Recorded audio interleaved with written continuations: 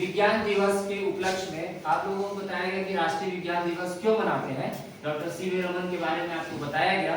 तो आज हम उनके द्वारा बताया गया इस रमन प्रभाव को समझने की कोशिश करते हैं। ठीक है, रमन प्रभाव के बारे में आपको कुछ चीजें आपको बताई गई है कि प्रकाश क्या होता है, ठीक है, कैसे निकलते हैं, कहीं से भी प्रकाश कैसे निकलती है किरण के रूप में, और कैसे वो तरंग है ये आपने देखा। ठीक, और ये भी देखा आपने कि प्रकाश में अपना स्वयं का कितना कलर होता है।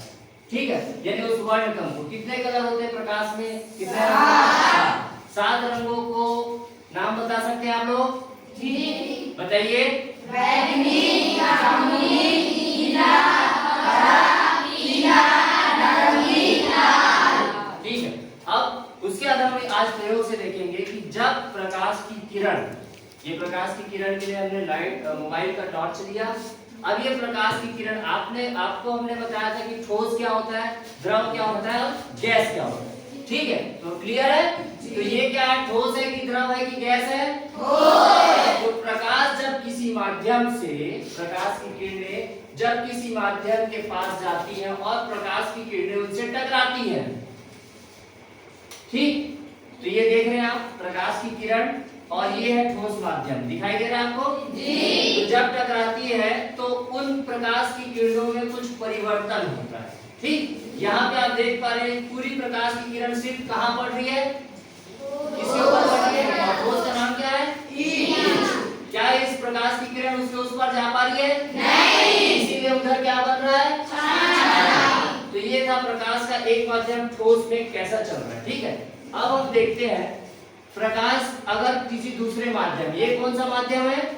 द्रव, तरल पदार्थ, और ये कैसा पानी है? साफ है? साफ पानी। साफ पानी में अणु कैसे रहते हैं? थोड़ा सा दूर दूर रहते हैं, और ठोस में अणु पास। ये आपने देखा था। ठीक, अब आप देखेंगे यहाँ पे प्रकाश की किरण इस तरल पदार्थ में पड़ रही है, किस माध्यम में? ठीक है, तो ये देख रहे हैं आप,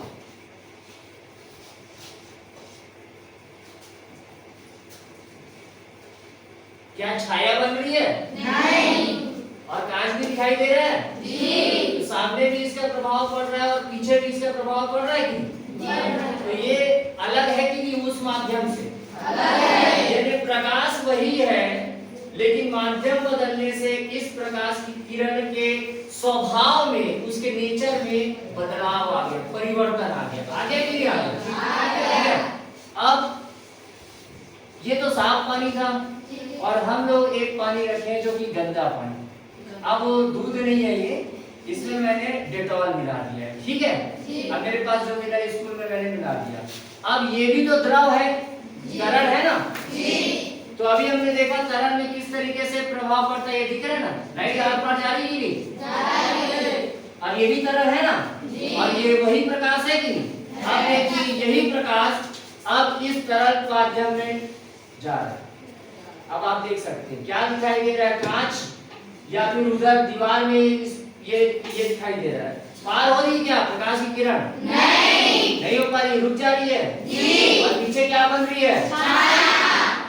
अब ये फिर से वापस करिए, ये रहा दूसरा लिक्विड। अब इसमें देखिए प्रकाश की किरण आस पार हो रही है? जी। तो दोनों ही तो तरल थे। जी। माध्यम वही था, फिर कैसे हुआ? ठीक, तो इसलिए होता है क्योंकि इसमें उसके कारण आपस में जुड़ गए, डेटॉल मिला है। और डेटॉल क्या होता है, ये आप लोग आगे पढ़ेंगे, कोलाइडी विलीनन। इसका मतलब सीधे शब्दों में समझो, इसमें काफी सारे केमिकल मिले हैं, रसायन, यानी कि आप गंदगी कह सकते हैं। एक मटमैला गंदा पानी लाओगे उसमें ऐसा नहीं दिखेगा, ऐसे ही। ठीक है, तो ये दो चीज था। अब तीसरा बच गया क्या, माध्यम गैस। अब उस गैस के माध्यम में क्या हो रहा है ये देखिए। तो गैस कहां से पकड़ के लाऊं मैं, किस बर्तन में पकड़ के लाऊं? ठीक है, तो चलिए, ये आपके सामने एक अगरबत्ती है, धुआं है, ठीक है,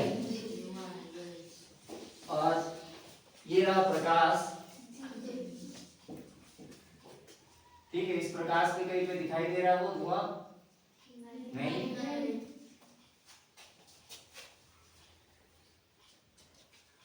अब दिखाई दे रहा है? दिखाई दे रहा है?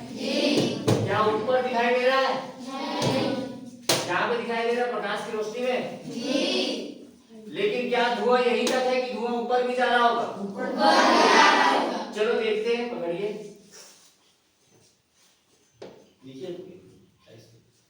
ठीक है ना, धुआं ऊपर जाता है रोशनी में, ठीक है, ठीक है। इसका मतलब गैस, ये माध्यम हुआ हवा, ठीक है, इसमें भी जब रोशनी प्रकाश की किरण पड़ती है तो इसमें भी यही तक दिख रहा होगा, नीचे नहीं दिख रहा होगा, ठीक है। तो इसमें भी एक प्रकार का परिवर्तन होता है प्रकाश की किरण, ठीक है। इसीलिए अपने को ऊपर, लेकिन है तो है ना, ठीक है ना, यही पे बस है, आगे है क्या? रोशनी तो आगे तक जारी होगी, जारी है क्या? जारी होगी, देखो ना वहां से जारी ना रोशनी, जारी है ना, लेकिन धुआं यहीं तक दिख रहा होगा। आगे ऐसे भी देख लो, आप देखो, उधर देखो, और इधर सामने का भी धुआं दिख रहा है, तो छाया भी दिख रही, जाते हुए दिख रहा है पूरा ऊपर। तो ये अलग अलग प्रकार का प्रकाश का जब गैस माध्यम में पड़ता है तो अलग अलग प्रभाव दिखता है ना, ठीक है। तो ये हमने देखा, और अब आपको काम की बात, ठीक है। तो डॉक्टर रमन ने ये बताया कि जब प्रकाश की किरण किसी माध्यम में पड़ती है, वो माध्यम ठोस, द्रव, गैस कुछ भी हो सकता है, ठीक है। तो उसमें क्या होता है, जो इसके अणु रहते हैं, ठीक है, अणु, तो उस अणु के हिसाब से उस प्रकाश की किरण में परिवर्तन आ जाता है, चेंज आ जाता है, ठीक है। तो कैसा चेंज आता है, कुछ हद तो हमने देखा, लेकिन वास्तव में चेंज क्या आता है वो देखते हैं। इसके लिए कुछ कठिन शब्दों से हमको गुजरना पड़ेगा, ठीक है। और आप जानते होंगे ना, लंबाई को क्या बोलते हैं? लेंथ बोलते हैं। क्या बोलते हैं? लेंथ। और गणित में पढ़े होंगे आवृत्ति मतलब फ्रीक्वेंसी, यानी कौन कितनी बार आता है। जैसे कि मान ली जाए कि खुशबू है, वो साल भर स्कूल आती है, तो इसकी फ्रीक्वेंसी स्कूल आने की सबसे ज्यादा है, और कोई बच्चा है वो कम आता है, तो उसकी फ्रीक्वेंसी कम है। तो बार बार आना तो आवृत्ति ज्यादा, और कम बार आएगा तो आवृत्ति कम। और लेंथ मतलब तो लंबाई होता है, उसको तो आप जान सकते हैं, लेकिन लंबाई किसकी? तो प्रकाश क्या है? प्रकाश की किरण एक तरंग है। जैसे डीजे बजता है ना, तो साउंड बॉक्स के कान में हिल जाते हैं ना, तो वो जो तरंग है, जो जल है ना, जल ऐसे ऐसे चलती ना, वो तरंग है। तो प्रकाश भी क्या है? एक तरंग है, ठीक है। तो उस तरंग की लंबाई को देखना है, और वो तरंग कितने बार आ रही है उसको देखना है, ठीक है। तो जब प्रकाश की किरण किसी माध्यम पे टकराती है, तो उनके अणु के प्रभाव के नाम से उसमें कुछ परिवर्तन आ जाता है।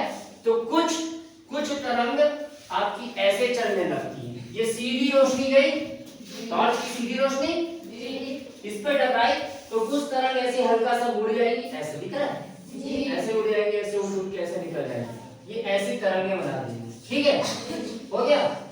अब ये जो आपको दिख रहा है ना, ऐसे झुकी यहाँ तक, ये जो लंबाई है यहाँ से यहाँ तक, ठीक है, यहाँ से यहाँ तक, इसी को बोलते हैं तरंग दैर्घ्य, यानी कि तरंग की लंबाई, वेव लेंथ, ठीक। और ये कितनी बार आ रही है, तो देखो एक बार यहाँ पे, फिर एक बार, दो बार, तो ये दिख रहा है, ये उसकी आवृत्ति है। क्या है? आवृत्ति। तो ये देख रहे हैं आप, ठीक। अब कुछ तरंगे क्या होगी, इसमें से कुछ किरण, सब किरण एक जैसे नहीं जाती ना, क्योंकि इनके अणु के हिसाब से अलग अलग परिवर्तन होता है। कुछ तरंगे ऐसे निकलेंगी, और कुछ तरंगे कहीं पर टकरा के एकदम ऐसे निकलेंगी। जैसे कि स्प्रिंग होता है ना, स्प्रिंग को ऐसे हिलाओगे तो कैसे झन करने लगता है, देखोगे ना, वैसे ये हो जाएगा, ठीक है। यानी वही तरंग उसी माध्यम में टकरा के वही प्रकाश इस तरीके से निकलने लगती है। अभी देखो पास आ रही है, तो इसकी तरंग दैर्घ्य लंबाई देखेंगे तो छोटी हो गई, छोटी हो गई। और इसकी आवृत्ति देखो, 1 2 3 4 5, आवृत्ति बढ़ गई, तरंग दैर्घ्य कम हो गया, ठीक है। तो यहाँ से उन्होंने ये देखा कि प्रकाश की किरण में अगर तरंग दैर्घ्य बढ़ता है तो आवृत्ति क्या हो जाती है? कम हो जाती है, कम बार आता है। जैसे एक बार आया, दो बार आया, और जब प्रकाश की किरण कहीं पे टकरा के उसकी आवृत्ति बढ़ जाती है तो उसकी तरंग है कम हो जाती है, ठीक है। तो इसी के हिसाब से रमन ने ये स्थिति, और कभी कभी कुछ लाइट जो है ना वो टॉर्च डालोगे तो सीधा निकल जाती है, पार निकल जाती है, ये देखो सीधा निकल जाती है, ठीक। तो इस प्रभाव को इन्होंने पूरे देश को दिया और पूरे विश्व को दिया, और विश्व ने डॉक्टर रमन के इस प्रभाव के बाद कई सारी नई चीजों को खोजा।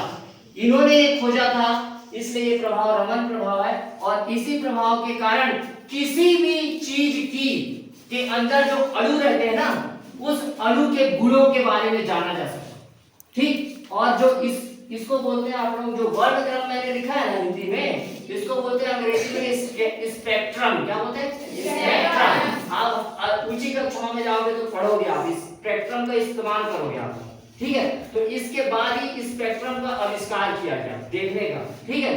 और हर पदार्थ की क्या खासियत है, इसी हिसाब से पूरे विश्व को एक नई दिशा मिल गई रमन के प्रभाव की। और इसका एक छोटा सा उदाहरण आपके सामने ये है, जो दवाइयां हम खाते हैं, टैबलेट खाते हैं ना, सर्दी बुखार पैरासिटामोल ये सब, तो वो कैसे बनती है, ठीक है। तो उनमें क्या केमिकल लगा रहता है, कौन सा पदार्थ डालते हैं, और उन पदार्थों के अणु कैसे होते हैं, उसमें क्या गुण होना चाहिए, कितना पावर है, वो कब करते हैं, उसके ऊपर एक विशेष प्रकार की रोशनी डालते हैं, और उसमें क्या परिवर्तन आ रहा है इसको पूरा जांचते हैं, और कितना अच्छा परिवर्तन है उस हिसाब से दवा उस चीज के लिए इस्तेमाल होती है। तो जो दवाएं बनती है ना, उसके पीछे भी आपका विज्ञान है, और कहीं ना कहीं आपको गर्व होना चाहिए कि उसके पीछे हमारे देश के वैज्ञानिक डॉक्टर सीवी रमन, ठीक है। तो कुल मिला के यहाँ पे देखो, कुछ चीजों की एनर्जी क्या होती है, बढ़ जाती है, ठीक है, और कुछ किरणों की रोशनी कम, क्या बोलते हैं, एनर्जी कम हो जाती है, ठीक। तो वो ऐसे से पास हो जाती है, ठीक। तो एनर्जी में अंतर आ रहा है, माध्यम में पढ़ने के बाद प्रकाश की ऊर्जा में अंतर आ रहा है, और इसी ऊर्जा में अंतर के तरीके से पूरे विश्व को बहुत सारी चीजें दी गई। तो